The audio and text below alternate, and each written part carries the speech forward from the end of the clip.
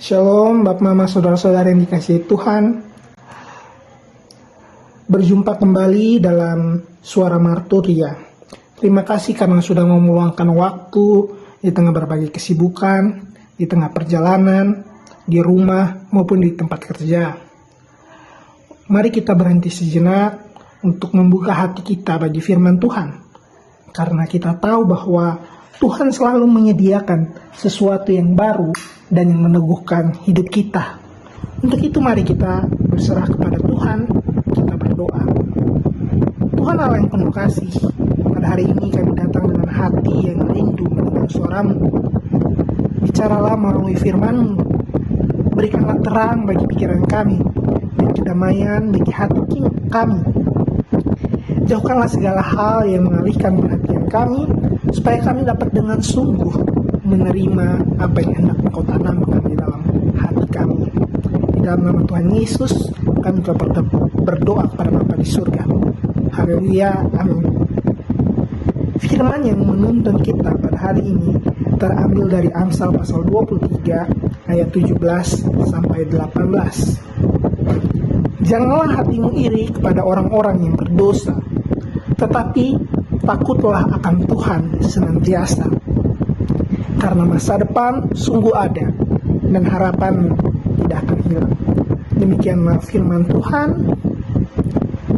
Bapak Mama, saudara-saudara yang dikasihi Tuhan, Amsal yang kita baca hari ini merupakan sebuah bentuk nasihat dari seorang ayah kepada anaknya. Ini disampaikan dengan gaya yang lembut, tetapi di lain sisi ada ketegasan di sana. Dan menariknya, nasihat ini tidak dimulai dari membicarakan soal tindakan atau apa yang dilakukan, tetapi justru dimulai dari hati, apa yang kita intensikan, apa yang kita pikirkan. Bagian pertama, ayat pertama yang kita baca pada hari ini berbicara soal janganlah hatimu iri. Firman Tuhan tidak berkata jangan membandingkan diri, juga tidak berkata jangan memikirkan orang lain. Seolah-olah di sini Tuhan mau menunjukkan bahwa masalah iri itu pertama-tama bukan soal apa yang kita lihat, tetapi soal bagaimana hati kita mengolah apa yang kita lihat, apa yang kita persepsikan, apa yang kita terima. Kadang-kadang kita tidak bermaksud untuk iri. Kita hanya melihat orang yang hidupnya tampak mudah, usahanya jauh lebih lancar daripada kita, pekerjaannya naik, sekalipun mungkin cara hidupnya tidak selalu sejalan dengan kebenaran. Tanpa sadar, hati kecil kita mulai bertanya-tanya, kenapa bukan saya? Kenapa orang yang tidak peduli terhadap Tuhan bisa diberkati? Apakah sia-sia saya hidup benar? Firman Tuhan ini langsung menegur kita dengan mengatakan, waspadai hatimu. Bapak Mama, iri itu seperti asap. Dia tidak selalu kita lihat, tetapi perlahan-lahan memenuhi ruangan hati dan membuat penglihatan rohani kita menjadi kabur. Bagian kedua, nasihat kedua berkata, tetapi takutlah akan Tuhan senantiasa. Amsal di sini tidak memberikan lawan kata yang biasa.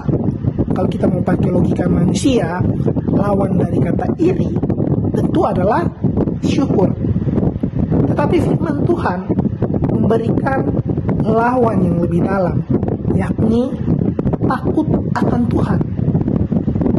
Jadi iri lawannya bukan syukur, tetapi takut akan Tuhan. Apa maksudnya? Iri muncul ketika fokus kita bergeser dari Tuhan ke manusia. Ketika hati kita lebih memperhitungkan apa yang orang lain miliki daripada apa yang sebenarnya Tuhan sedang kerjakan di dalam hidup kita. Takut akan Tuhan bukan bicara soal takut dihukum, tetapi itu adalah posisi batin kita yang berkata, Saya percaya rancangan Tuhan jauh lebih baik daripada apa yang terlihat hari ini. Saya tidak perlu menduplikasi atau meniru kehidupan orang lain, karena Allah sedang membentuk jalan saya sendiri. Iri itu sesuatu yang bersifat reaktif, tetapi takut akan Tuhan itu adalah sebuah sikap yang proaktif. Iri melihat masa sekarang, tetapi takut akan Tuhan membuat kita melihat jauh ke depan. Untuk itu di bagian berikutnya dikatakan, karena masa depan sungguh ada. Bapak, saudara-saudari yang dikasihi Tuhan, dalam bahasa aslinya kata masa depan itu berarti akhir perjalanan yang sudah Tuhan sediakan. Jadi ini bukan sekedar sebuah masa depan yang samar-samar, bukan cuma angan-angan. Artinya hidup kita tidak sedang berjalan tanpa arah, karena Allah tidak menyusun hidup kita sambil berimprovisasi. Dia sudah melihat ujungnya ketika kita masih di tengah proses. Jadi ketika kita mulai iri terhadap hasil cepat yang diperoleh oleh orang lain, Tuhan menjawab, "Anakku, hasilmu tidak cepat karena aku sedang membangun sesuatu yang tidak instan, sesuatu yang kokoh dan tahan uji." Bagian berikutnya mengatakan, "Dan harapanmu tidak akan hilang." Inilah janji yang menaklukkan setiap rasa kegelisahan. Harapanmu tidak akan hilang. Atau kalau kita mau menerjemahkannya dalam bentuk yang lain, itu bisa diartikan harapanmu tidak akan dipotong. Bapak, mama, saudara-saudari yang dikasihi Tuhan, dunia bisa memotong peluang. Orang bisa memotong jalan mirip orang lain. Keadaan kita saat ini bisa memotong mimpi-mimpi kita. Tetapi Tuhan justru berkata, harapan yang ditaruh di dalam Tuhan, ditaruh oleh Tuhan, itu tidak bisa dipotong oleh siapapun.